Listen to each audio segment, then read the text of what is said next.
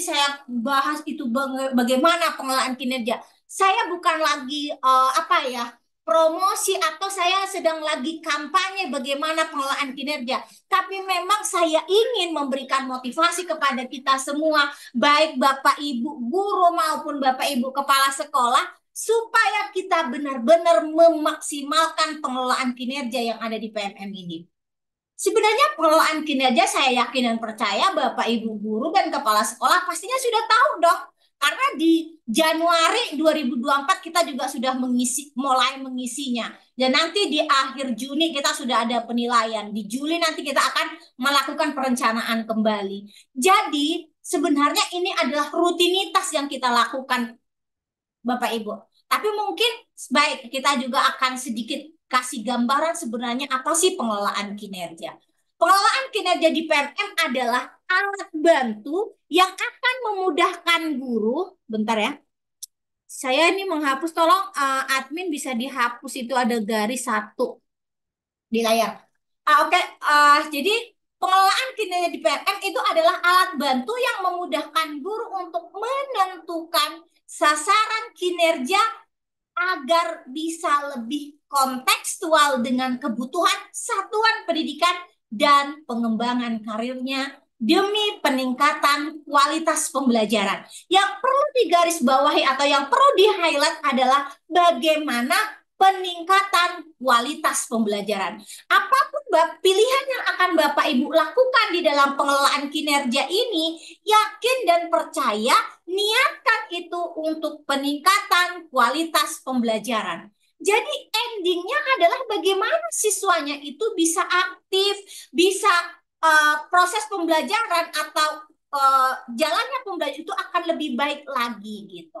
Jadi benar-benar pelaksanaan pembelajaran yang berpusat kepada peserta didik itu benar-benar dilakukan. Jadi seperti itu. Jadi di sini di dalam pengelolaan kinerja kita diberi keleluasaan sesuai dengan rekomendasi rapor pendidikan kita masing-masing. Jadi kalau misalnya satuan pendidikan A dengan satuan pendidikan B, permasalahan di sekolah A dengan permasalahan di sekolah B bisa saja tidak sama. Maka bisa jadi masing-masing guru juga akan melakukan melakukan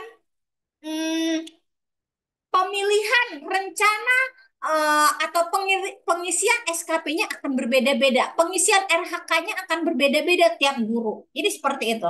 Oke, baik Bapak Ibu. Kita tidak akan berlama-lama.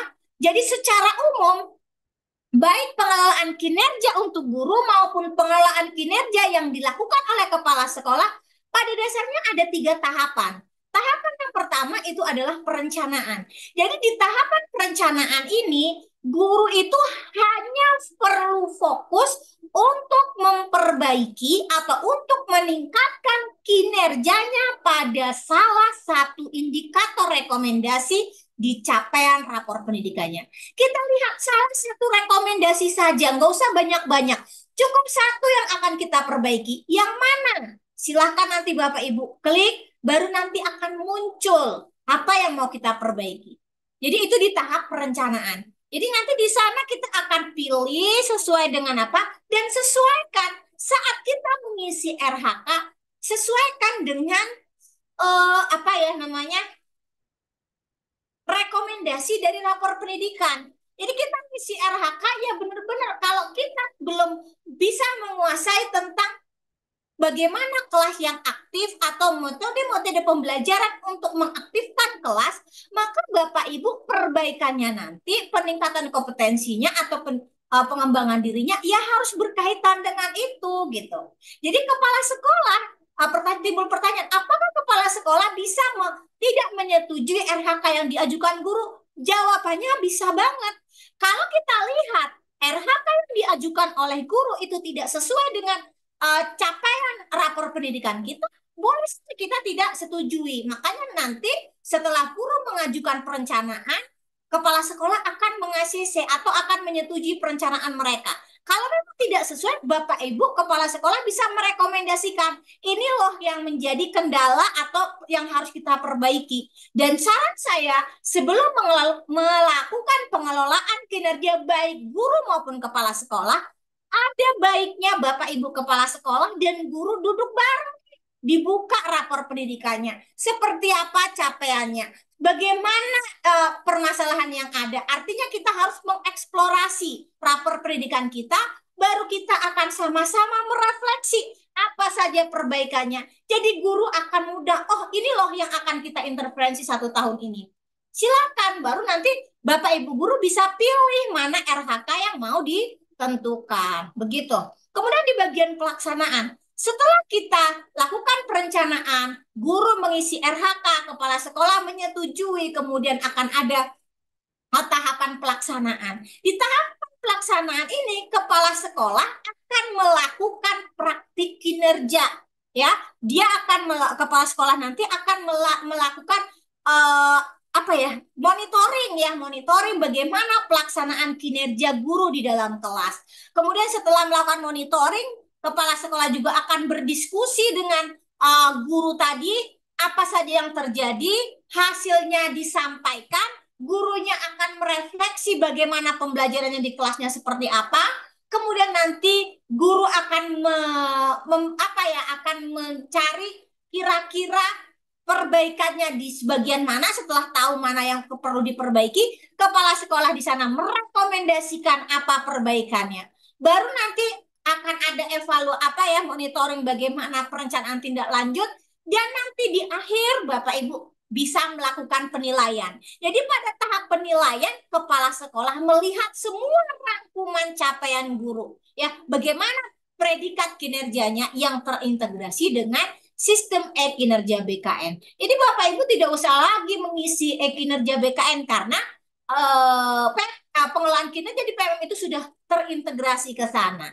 Jadi itu sebenarnya yang tadi saya katakan bahwa pengelolaan kinerja di PMM itu sangat membantu kita banget, baik itu sebagai guru maupun sebagai kepala sekolah. Makanya, ayo bareng-bareng kita sukseskan pengelolaan kinerja di PMM, dan jangan sampai sudah di tahapan ini udah bulan Mei ya, harusnya sudah mulai penilaian, jangan sampai pengelolaan pengisian RHK juga belum gitu.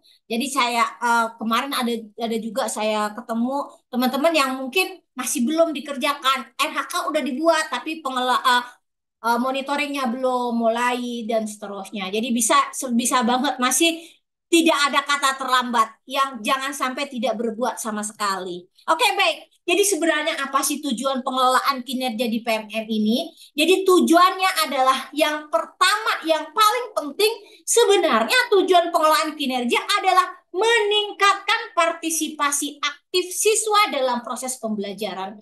Apapun perbaikan yang akan kita lakukan, apapun pilihan RHK yang sudah kita tentukan, semuanya pasti endingnya, ujungnya, muaranya adalah bagaimana kita bisa meningkatkan partisipasi siswa dalam proses pembelajaran. Jadi tujuan yang kedua adalah untuk meningkatkan kualitas pembelajaran. Jadi kalau siswa sudah aktif dalam proses pembelajaran, pembelajaran sudah benar-benar berpusat pada siswa, artinya proses pembelajaran kan akan meningkat kualitasnya. Jadi itulah ada peningkatan kualitas proses pembelajaran tentunya. Kemudian akan muncul kreativitas dan inovasi baik dari guru maupun dari siswanya. Guru kreatif, guru inovatif pasti yakin dan percaya akan melahirkan siswa-siswa yang juga kreatif dan inovatif seperti itu.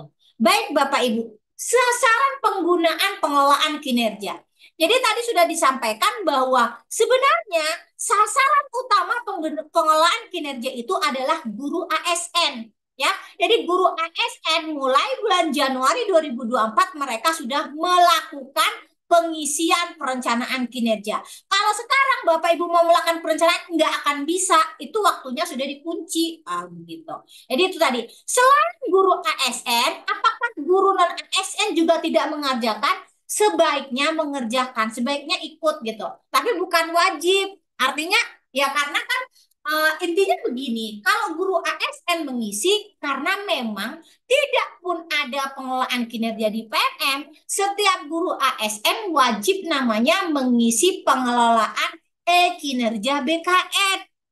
Jadi kalau ada kinerja BKN atau kalau dulu kita masih sering mengenalnya dengan SKP, tentu tiap tahunnya yang namanya ASN pasti ada penilaian dari atasan. Nah, jadi seperti itu. Jadi sebenarnya kalau untuk guru ASN ini udah bukan menjadi sesuatu yang baru lagi karena kita memang sudah seperti itu. Dan bagi Bapak Ibu teman-teman yang belum ASN itu sebenarnya dianjurkan. Karena apa tadi? Intinya kan baik seperti di awal banget tadi saya katakan bahwa sebenarnya pengelolaan kinerja ini banyak banget manfaatnya. Bisa menjadi tempat kita untuk bisa melakukan portofolio, bisa membuat kita memandu kita ini sebenarnya bagaimana membuat yang namanya PTK. Jadi banyak banget manfaatnya. Jadi enggak terus jangan pernah enggan gitu untuk melakukannya gitu. Kemudian untuk bagi Bapak Ibu kepala sekolah sebagai atasan, jadi pengguna pengelolaan kinerja, kepala sekolah itu ada punya dua peran. Yang pertama dia pengelolaan kepala sekolah sebagai atasan, ya, karena dia harus menyetujui, harus melakukan observasi, harus menyetujui dokumen SKP-nya, dan harus akan melakukan penilaian, maka kepala sekolah berperan di sini sebagai atasan. Tapi kepala sekolah juga ada perannya sebagai pegawai. Saat kepala sekolah berperan sebagai pegawai sama dengan guru yang ASN tadi. Dia juga harus mengisi SKP. Seperti itu, ya. Oke, baik Bapak Ibu. Kita lanjut. Ini adalah lini masa pengelolaan kinerja, pengelolaan kinerja PMM maksud saya. Jadi durasinya di Januari sampai Maret itu adalah untuk bagian perencanaan. Apa saja yang dilakukan kita di bagian perencanaan? Yang pertama, kita akan melakukan perencanaan kinerja, ya, perencanaan kinerja. Jadi guru akan ngisi RHK, kemudian minta persetujuan, dan antara guru dan kepala sekolah akan melakukan kesepakatan. Setelah ada kesepakatan kapan observasinya, barulah dilakukan pelaksanaan. Jadi di pelaksanaan itu meliputi diskusi persiapan. Jadi tadi di penyepakatan ini kira-kira mana yang apa ya yang diajukan guru misalnya tidak sesuai, kepala sekolah bisa memberikan rekomendasi apa yang cocok gantinya sesuai dengan yang direkomendasikan rapor pendidikan misalnya seperti itu. Setelah deal baru di sini masuk diskusi persiapan. Diskusi persiapan ini apa saja? Diskusi persiapan guru akan menyiapkan apanya ya perangkat pembelajarannya, kemudian guru nanti akan banyak yang apanya ya dokumen-dokumennya. Kemudian kepala sekolah akan menentukan waktunya, cocok atau tidak. Kadang-kadang gurunya sempat, kepala sekolahnya mungkin lagi DM atau dan seterusnya. Supaya tidak berbenturan dengan guru yang lain misalnya. Sama kan mungkin bisa saja saya mengajukan di hari Senin. Ada juga guru B ngajuin juga hari Senin, tapi kita bisa lihat kelas kita dan seterusnya supaya pelaksanaannya lebih bagus gitu. Jadi makanya ada namanya diskusi persiapan. Jadi ada namanya nanti observasi kinerja. Jadi setelah diskusikan, waktunya sudah sesuai, persiapannya sudah dibuat, baru di pelaksanaan observasi kinerja. Dari hasil observasi kinerja akan dilakukan yang namanya diskusi tindak lanjut. Seperti apa yang telah kita lakukan, kita performakan, kepala sekolah sudah menilai. Dari hasil penilaiannya, pertama guru disuruh merefleksi. Apa yang sudah dilakukan, apa yang sudah dirasa baik, apa yang merasa. Guru dulu ditanya. Jangan cepat-cepat kita melakukan, kita menjudge kamu ini kurangnya, ini kurangnya, ini kurangnya, ini. Tapi kita minta mereka untuk merefleksi. Apa sih yang kurangnya tadi dari praktik yang sudah kita amati? Apa yang perlu perbaikan? Mana yang sudah merasa kita maksimal, mana yang belum? Baru nanti dari pengamatan kepala sekolah, kita sampaikan. Setelah guru menyampaikan seperti itu, nanti baru kita sampaikan, oh, kalau saya sih tadi melihat ini nggak dikerjakan. Menurut Ibu, iya nggak? Kita begitu dulu. Jangan langsung, Anda tidak buat ini, Anda tidak buat ini, Anda tidak buat ini. Bukan begitu.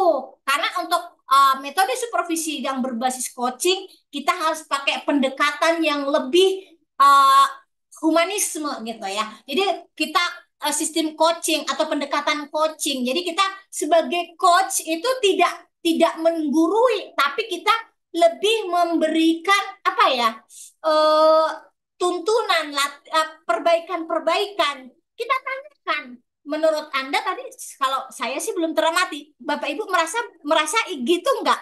Oh iya Pak, saya kayaknya tadi nggak apa lupa tadi begini-begini, belum terbiasa dan seterusnya.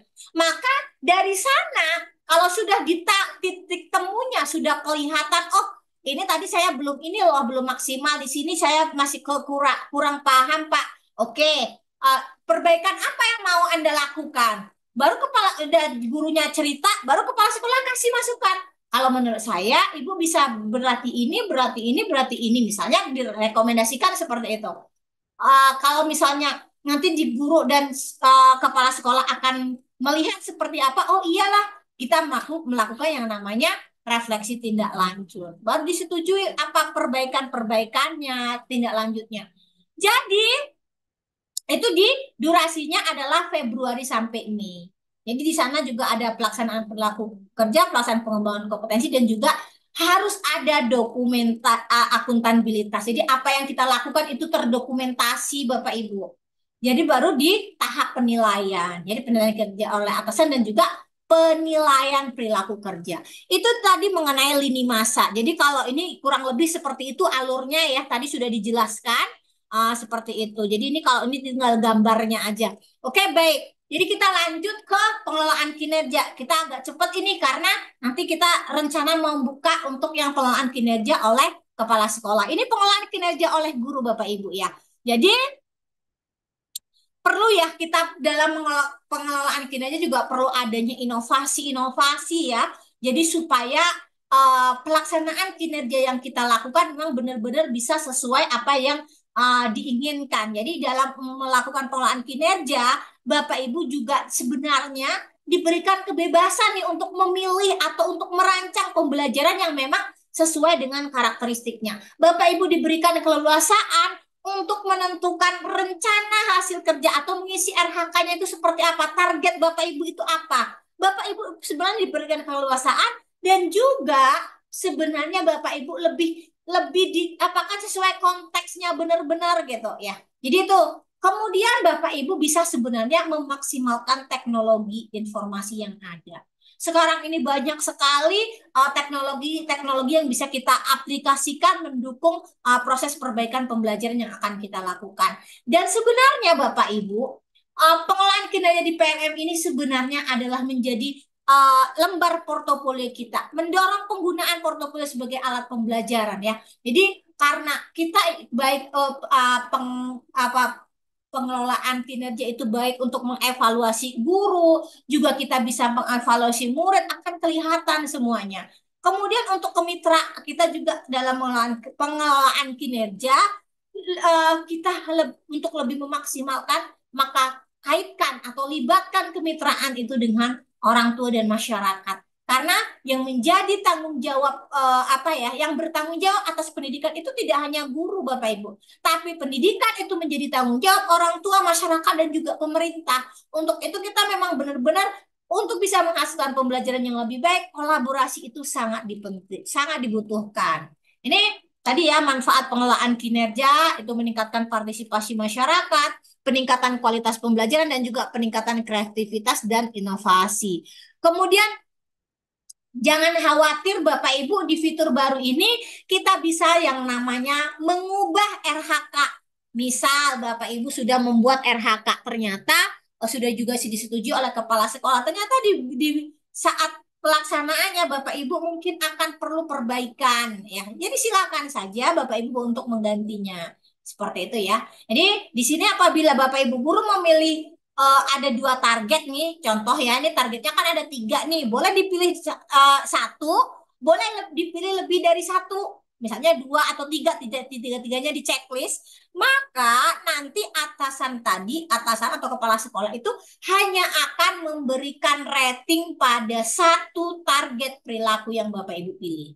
Jadi yang mana kalau misalnya mau satu aja juga nggak apa-apa. Ini kan kotak checklist, ingat Bapak Ibu, kalau kotak checklist boleh dipilih lebih dari satu.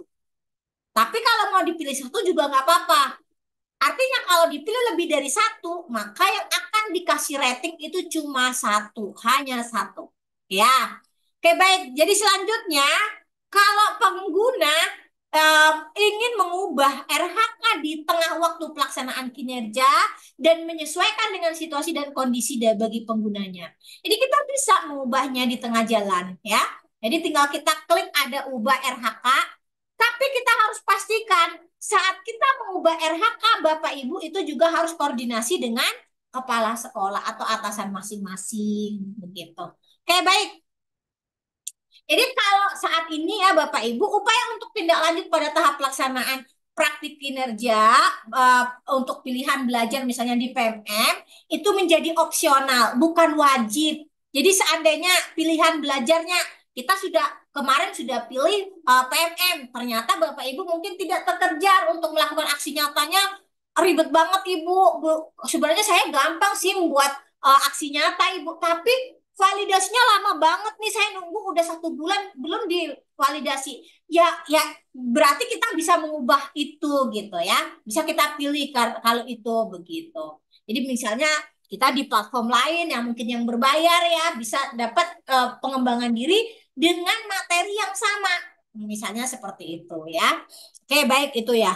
Kemudian ini kalau kita mau mulai melakukan pengelolaan kinerja, maka kita pertama itu kan mulai dengan perencanaan kinerja. Sebelum kita memulai perencanaan kinerja, maka kita tinggal pertama sekali adalah kita klik mulai ini. Setelah kita klik mulai, nanti akan muncul nama kita, NIP, status kepegawaian. Baru kalau sudah cocok sesuai, maka kita pastikan sudah sesuai, maka kita klik data sudah sesuai.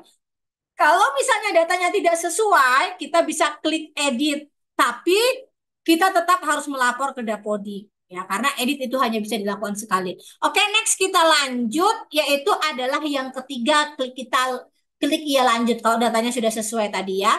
Baru akan muncul seperti ini. Kita akan disuruh pilih salah satu indikator.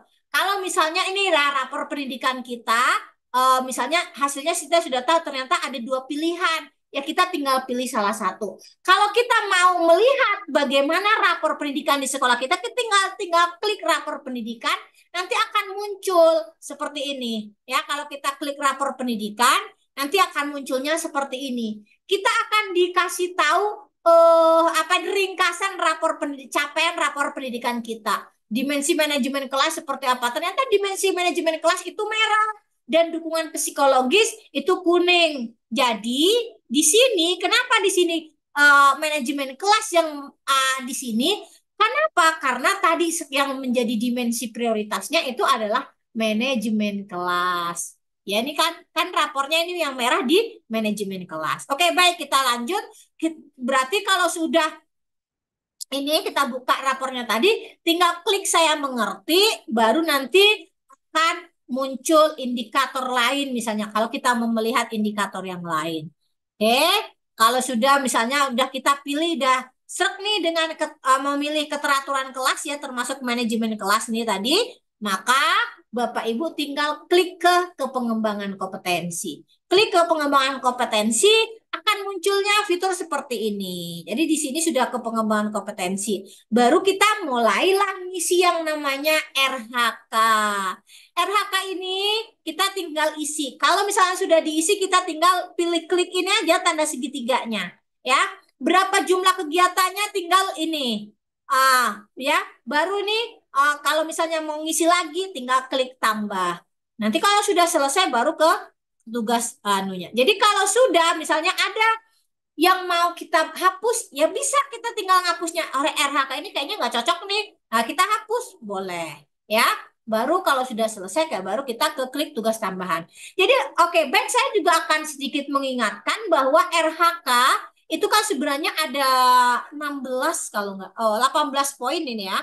Ada 18 poin yang sebenarnya bisa kita maksimalkan Bapak Ibu ya. Jadi kita sesuaikan dengan rekomendasi dari rapor pendidikan kita, Dan kita bisa pilih ini ada banyak RHK 18 yang bisa kita maksimalkan.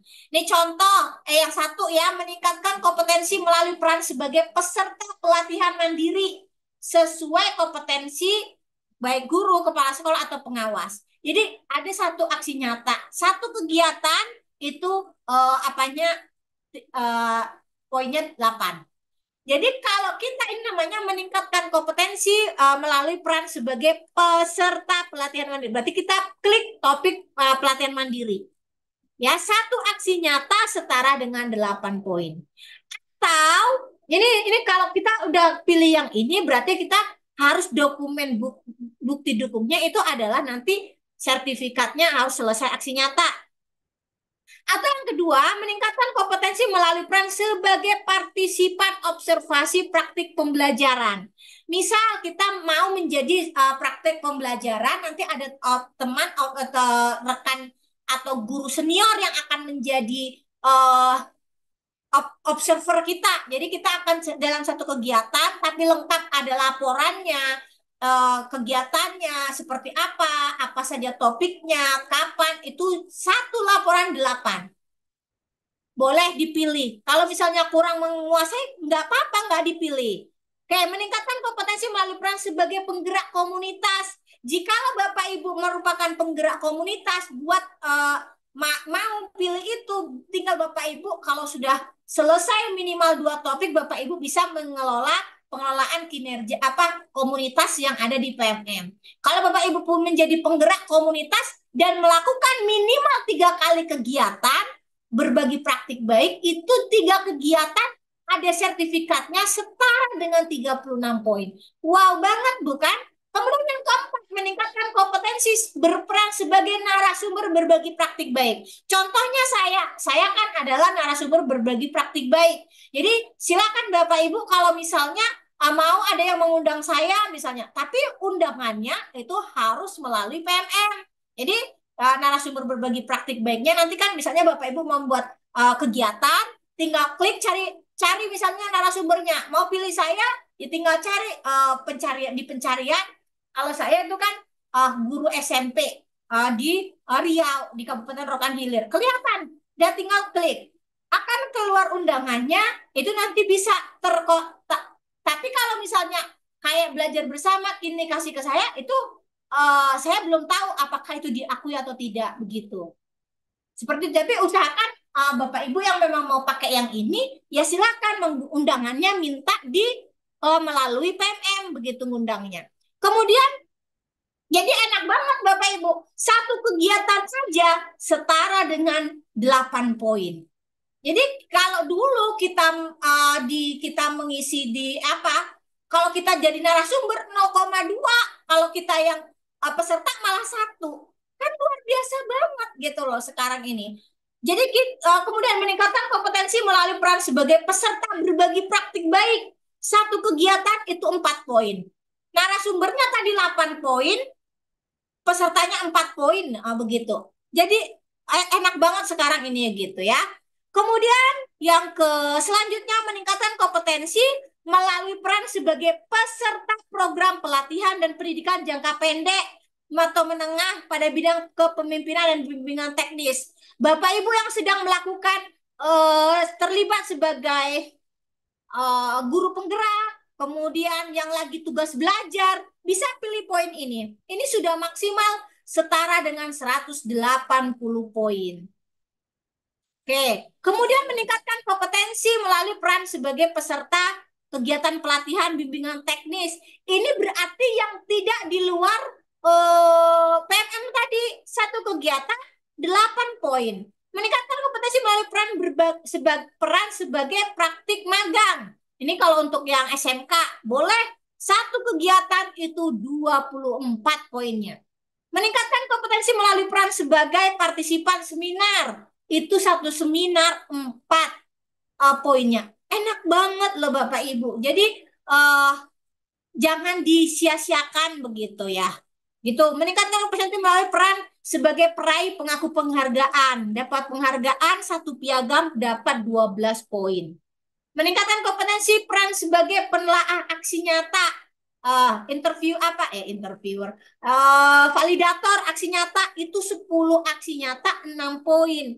Meningkatkan kompetensi melalui peran sebagai penelaah cerita praktik baik juga 10 cerita praktik baik setara 6 poin. Meningkatkan kompetensi melalui peran sebagai penelaah perangkat terbuka ya, perangkat ajar itu yang ada di PMM 6 poin. Kemudian meningkatkan kompetensi melalui peran sebagai penyusun. Bapak Ibu yang menyusun cerita praktik baik, berbagi praktik baik, upload di PMM, lulus validasi, satu cerita praktik baik setara dengan 12 poin. Enak banget kan?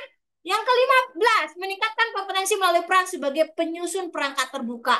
Kita menyusun perangkat ajar, divalidasi, terbit di PMM, 24 poin. Meningkatkan kompetensi melalui peran sebagai penyusun kumpulan konten unggulan. Ini satu kegiatan 6 poin. Meningkatkan kompetensi melalui peran sebagai coach, mentor, fasilitator, dan pengajar berlatih dalam kegiatan pengembangan kompetensi guru. Satu kegiatan durasi setara dengan 12 poin. Nah, misal nih saya diundang oleh belajar bersama, saya ngasih kegiatan, itu 12 poin. Nah, enak banget ya Bapak Ibu sekarang ini. Setiap kegiatan kita semuanya bisa ada poinnya. Meningkatkan kompetensi melalui peran sebagai peran pembina pendamping kompetensi guru kepala sekolah atau pengawas, satu kegiatan 4 poin. Jadi luar biasa banget Bapak Ibu. Apa yang ada di RHK tadi, cara mengisi RHK, asalkan kita maksimal kita bisa dapatkan itu semua. Jadi tidak ada kegiatan yang tidak ada poinnya Bapak Ibu. Maksimalkan yang mungkin RHK-nya sudah dilakukan tapi belum isi RHK, ayo diperbaiki RHK-nya, bisa diubah begitu. Oke, kita lanjut tadi ya. Kalau sudah berarti sudah ngisinya, berarti kita lanjut ke pengisian RHK, tugas tambahan. Kemudian nanti kalau sudah tugas tambahan tinggal pilih apa tugas tambahan yang sesuai yang ada kita punya SK-nya. Kemudian akan kita lanjut ke perilaku kerja. Kalau perilaku kerja ini tinggal Bapak Ibu pilih yang mana yang sesuai dengan Bapak Ibu, baru nanti kalau sudah selesai kita klik ke rangkuman dan lanjut ajukan. Kalau sudah selesai kita ajukan seperti ini, selesai di tahap perencanaan, kita tinggal tunggu di ACC RHK kita oleh kepala sekolah. Jadi kepala sekolah bisa ngeceknya nanti. Nanti kita akan bahas karena nanti apanya terpisah ini antara guru dan kepala sekolah. Baik, setelah itu maka kita kalau ini misalnya kita bisa melihat atau mengecek ya apakah sudah disetujui atasan atau belum. Kalau sudah disetujui nanti kita bisa melihat. Nih ke RHK tugas tambahannya dicek juga Bapak Ibu ya, kinerja yang sudah disetujui oleh atasan itu yang mana. Kalau misalnya ada yang penyesuaian kita bisa lihat seperti apa. Kalau sudah maka barulah ada kesepakatan. Jadi kita sepakati. Oh ya udah cocok, udah cocok. Guru cocok kepala sekolah, baru deal sepakati. Barulah masuk ke pelaksanaan. Jadi sebelum pelaksanaan tadi sudah disampaikan kita harus ada namanya negosiasi atau apa ya bahasanya, persetujuan awal atau diskusi awal kapan kita mau melakukan pelaksanaan observasi. Kita guru harus mempersiapkan dokumen-dokumen observasinya.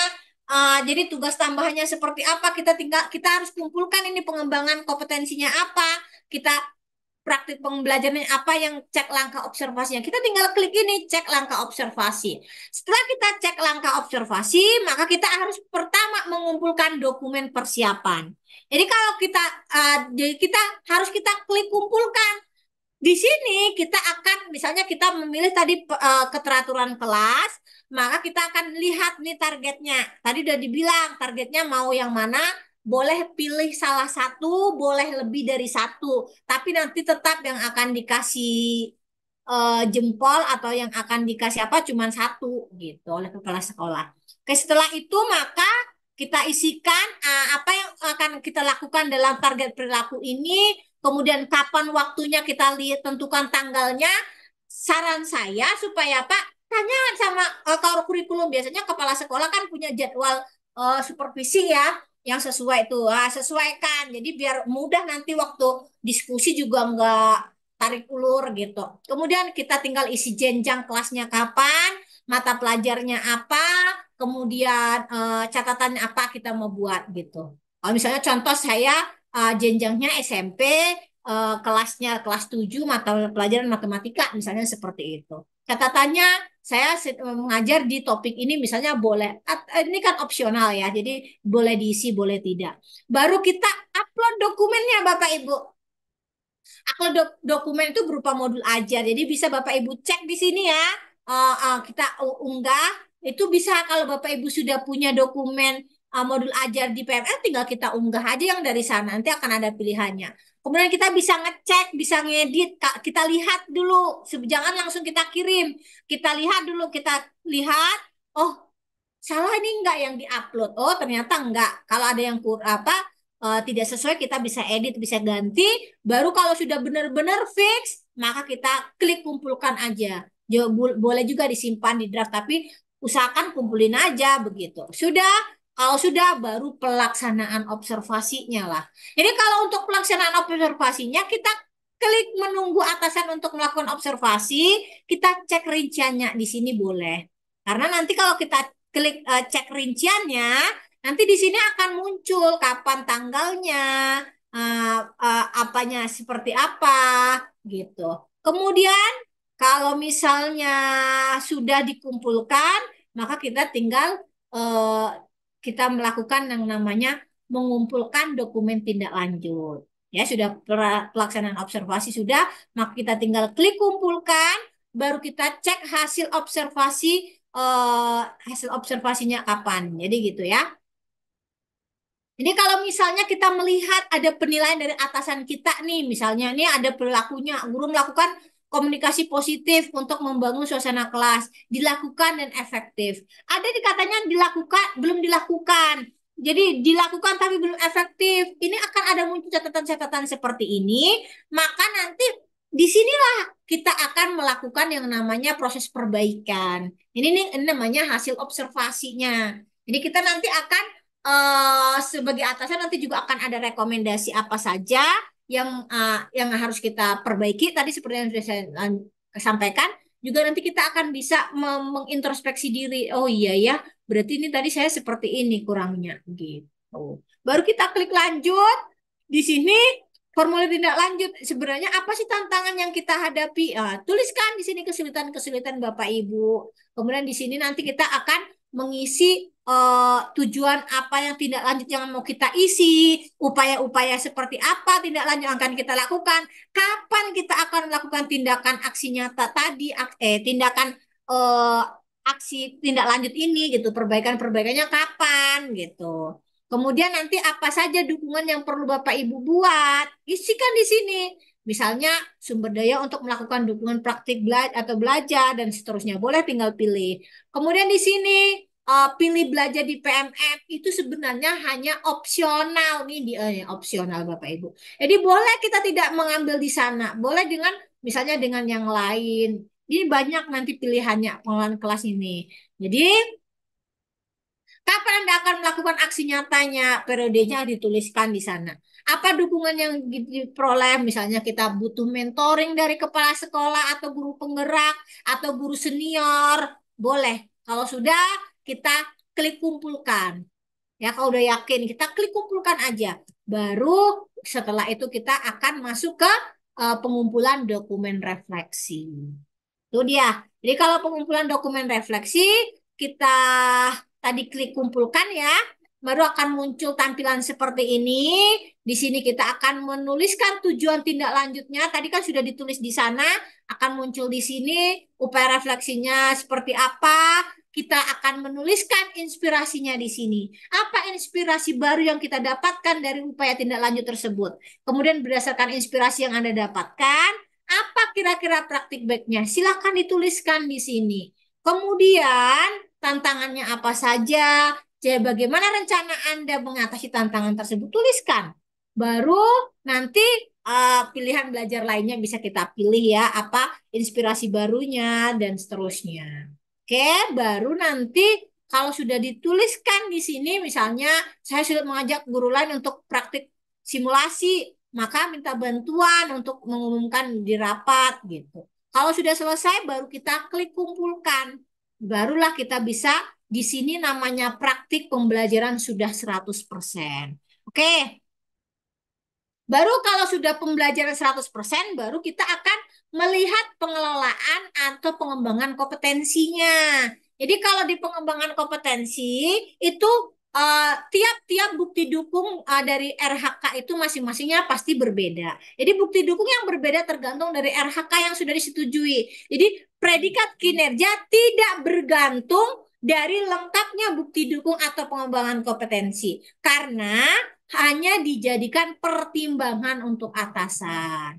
Jadi ya bukti dukungnya itu sebenarnya tidak akan menjadi tidak akan dihitung harus lengkap nanti nilainya amat baik, bukan. Itu hanya sebagai pertimbangan atasan. Ya. Oke, baik. Jadi itu dia. Kemudian kalau tadi sudah kita apa, baru kita klik kumpulkan ya. Nih, kalau misalnya belum kita kumpulkan, maka kita klik kumpulkan. Kalau sudah kita kumpulkan, nanti akan muncul seperti ini, warnanya sudah hijau, sudah dikumpulkan. Kita bisa melihat, cek ulang, apakah sudah atau belum. Jadi kalau misalnya belum, kita bisa unggah atau edit ini ya. Kalau tadi mau di apa, ini tinggal unggah saja. Kalau misalnya apa, bisa kita edit gitu. Baru klik kumpulkan. Itu dia. Kemudian pilih bukti dukungnya ya. Bisa di dokumen yang sudah kita siapkan. Misalnya kalau kita tadi di PMM, sertifikatnya kita download, baru kita unggah. Atau mungkin udah ada di bukti karya, bisa kita unggah begitu. Ya, jadi ini hasil kerja utama kita bisa lihat di sertifikatnya, bisa dicek, bisa diedit kalau misalnya nggak tepat, kemudian bisa kita kumpulkan. Kalau sudah kita kumpulkan, maka ya sudah nanti warnanya hijau gitu. Ya. Kalau sudah di pengembangan kompetensi sudah dikumpulkan, baru kita masuk ke yang terakhir adalah tugas tambahan. Jadi tugas tambahan itu ya sama seperti tadi kita harus bisa melihat apanya statusnya sudah dikumpulkan atau belum. Maka kalau misalnya akan ada ubah RHK, kita tinggal ubah RHK, tapi pastikan kita harus diskusi dengan atasan kita ya. Kalau sudah diskusi berarti tinggal klik saya sudah lakukan diskusi. Baru nanti baru kita masukkan ke RHK yang sesuai yang sudah kita lakukan. Kita ngisi kayak ngisi RHK biasa ulang gitu. Baru rencana hasil kerja yang lama akan dihapus lalu disimpan sebagai RHK baru. Klik simpan. Selesai.